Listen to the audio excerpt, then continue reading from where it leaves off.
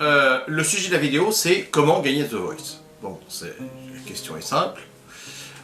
Gagner The Voice, c'est compliqué, mais il y a quand même des choses qui sont absolument incontournables.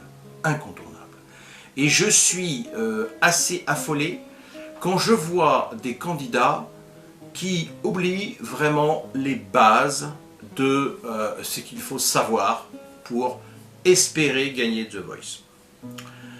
Alors déjà, avant de gagner The Voice, il faut évidemment passer les sélections, mais c'est toujours le même principe. Pour moi, gagner The Voice, ça repose sur, bien sûr, des qualités vocales excellentes. Je ne dirais pas forcément exceptionnelles, mais excellentes. Ça suppose, deuxièmement, de faire passer de l'émotion. C'est ça que, j'allais dire, les 3/4 des bons candidats oublient et du coup ne passent pas, j'allais dire, la semaine suivante. C'est-à-dire que s'il n'y a pas l'émotion qui est le maître mot de ce concours, ça ne marche pas. Si vous êtes dans l'imitation, par exemple, à quelques exceptions près, mais en général, si vous faites une excellente imitation d'une bonne chanson, on va pas vous le dire, mais en fait c'est une espèce de ce que j'appelle moi la technique du copier-coller, c'est une belle imitation avec une super voix, etc. Ça ne devrait pas passer. Ça passait il y a 1 an ou 2, maintenant ça passe plus. Donc l'imitation, on oublie.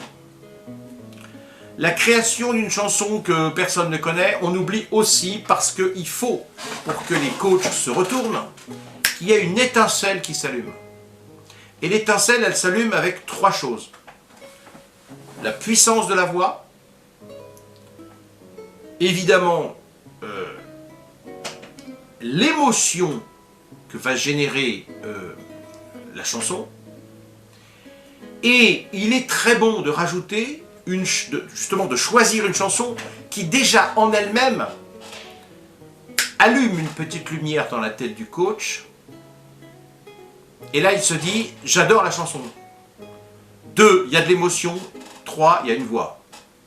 Et c'est pas un copier-coller.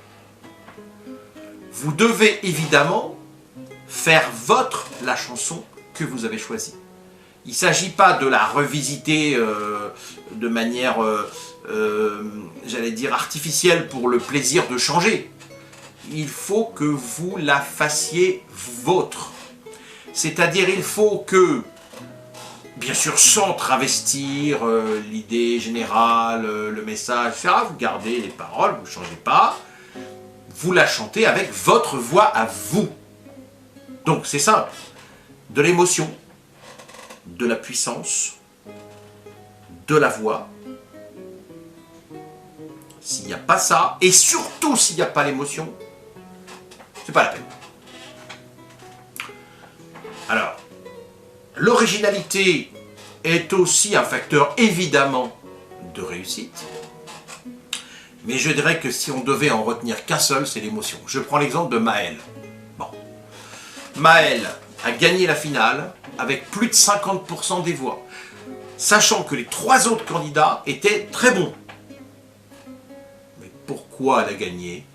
Parce qu'elle a su donner l'émotion. Alors l'émotion, elle vient de la voix, elle vient du thème de la chanson naturellement, de la voix, de la manière de chanter, j'allais dire du fait que l'artiste est complètement envahi par cette chanson, et étant envahi lui-même par la chanson, il arrive à envahir le cœur de ceux qui l'écoutent. Bon.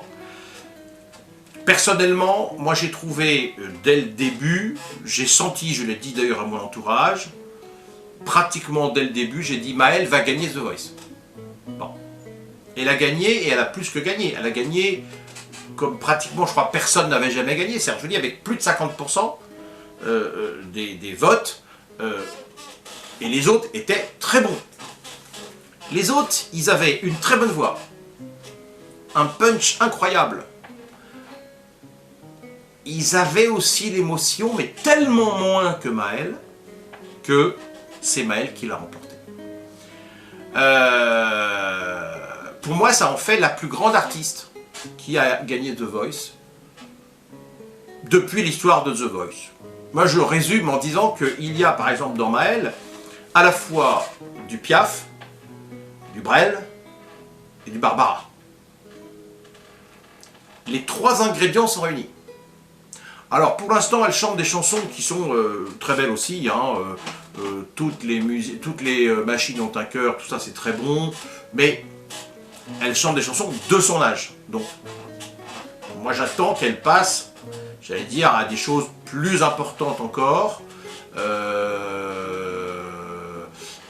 Et je pense que ça sera une Piaf, une Brel, une Barbara à l'avenir. Je pense qu'on y va droit. Mais bon, ça n'engage que moi, on verra bien. Revenons à The Voice. L'émotion, la voix, l'engagement, la puissance vocale aussi. Alors il peut y avoir de l'émotion avec moins de puissance vocale, mais à un moment donné, on voit bien les coachs qui disent « Ah, là, ça va monter, puis ah, ça monte pas », et là, ils restent un peu sur leur faim, et du coup, ils se retournent pas. Donc il faut des qualités vocales exceptionnelles, que je n'ai pas, hein, ça c'est une évidence, mais The Voice, ça veut bien dire ce que ça veut dire. La voix. Vous devez avoir, non pas une voix, mais la voix qui fait que on se retourne. J'insiste aussi sur le choix de la chanson. Donc une chanson inconnue, dangereux. Il y en a qu'un ou deux qui l'ont fait. C'est Luc Arbogast, par exemple, qui est parti au premier tour sur une chanson à lui.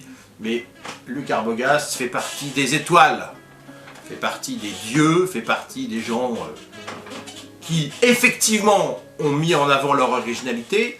Mais cette originalité est tellement géniale que là, ils ont passé la rampe et les tours qui s'en sont suivis. Donc là, ok, mais des Luc Arbogast, il y en a un sur Terre, peut-être deux si on cherche bien dans le monde entier, mais là on est également dans le domaine absolument génial. Bon, donc je passe. Mais mis à part le cas Arbogast, choisissez des chansons connues. Et connues, bien sûr, de la génération des coachs. Prenez pas la dernière chanson qui vient de sortir. Alors, il y en a une qui il n'y a pas longtemps qui a chanté une belle chanson de Maëlle. Donc là, ok. Parce que, c'est Maëlle aussi. Maëlle, c'est un peu un génie aussi en elle-même.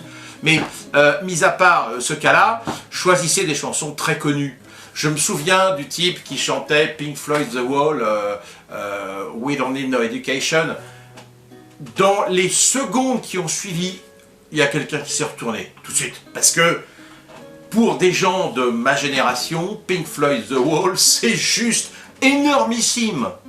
Donc déjà, rien que choisir ça, c'est presque le trio, enfin c'est presque déjà un ticket gagnant. Mais en plus, le type avait une voix extraordinaire, il avait un instrument qui manipulait aussi de manière assez sympa, et évidemment, tout de suite, on s'est retourné. Voilà. Donc, l'émotion, la puissance, la voix, l'engagement.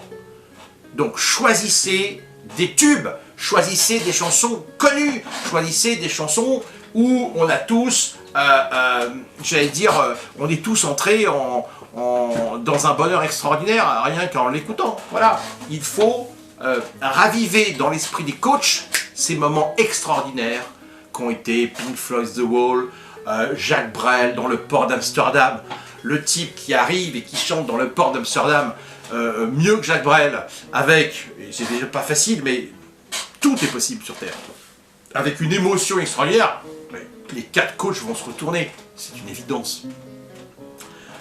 Voilà, donc finalement la recette est simple, la voix, la puissance, la chanson, et l'émotion.